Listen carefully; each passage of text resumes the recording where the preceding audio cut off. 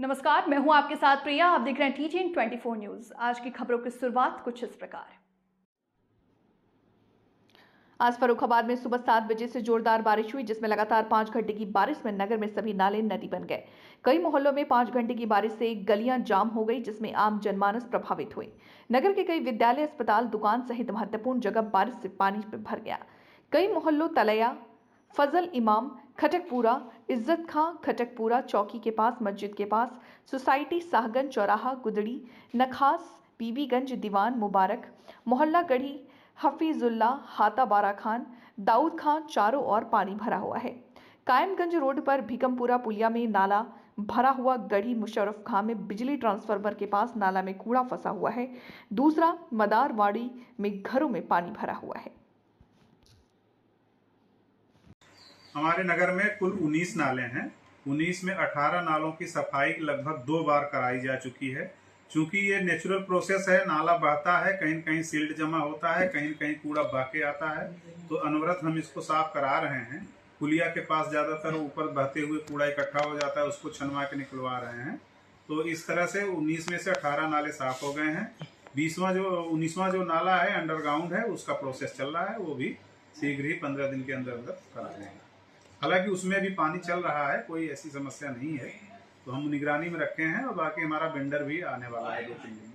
तो इस बार ये समझ सकते हैं कि अगर बरसात होगी तो जलभराव जैसी स्थिति से लोगों को जूझने की दिक्कत कैसे? हमारी कोशिश यही है कि जलभराव से लोगों को परेशानी न हो। ये बाढ़ और बारिश के मौसम में पहले से ही शासन का बड़ा स्पष्ट निर्देश है।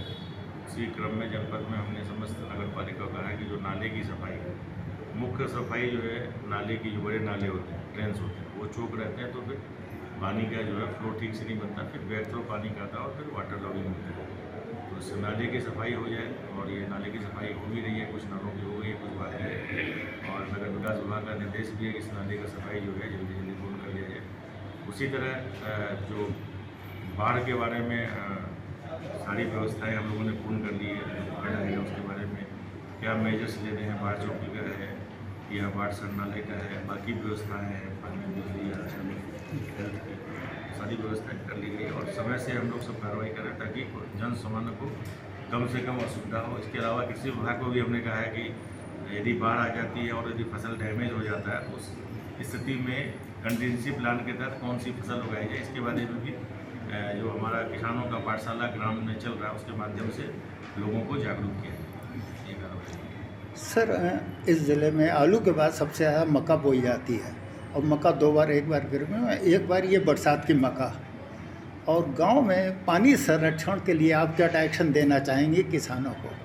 देखिए, जल संरक्षण जो है के लिए हमारा जो भूमि संरक्षण विभाग है, वो नालों का एक तो ड्रेन गुल जो होता है, गुल बनाते हैं ताकि पानी जहाँ पे लो लाइंग एरिया से, जहाँ पे ऊंचा वाला एरिया है, वहाँ पे पानी रिजर्व हो जाए। उसी तरह जहाँ पे कैचमेंट एरिया है तालाबों का, जैसे हमारे अमृत सरोवर है, उसमें जो इनलेट्स है उसको नेचुरल ड्रेन से जोड़े जाने के लिए हम लोगों ने कहा कि मनरेगा से नेचुरल ड्रेन से जोड़ दें ताकि वहाँ पे पानी तालाबों में आ जाए। उसी तरह और जो तालाब है अमृत सरोवर के अलावा, उन तालाबों में या झील है, ये आप आज देखेंगे कि पूरे शहर हो या गाँव हो, सब जगह नेचुरल ड्रेन खत्म हो गए।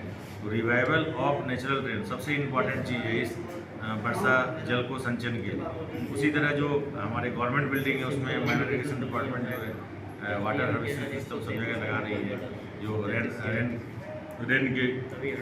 रनअप को पानी को जमा करके और उसका फिर रिचार्ज हो वाटर डेली, ये सब कार्रवाई जनपद स्तर पे चल रही है। और जो शासन के निर्देश है उसके हिसाब से ये कार्रवाई हम लोग कर रहे हैं।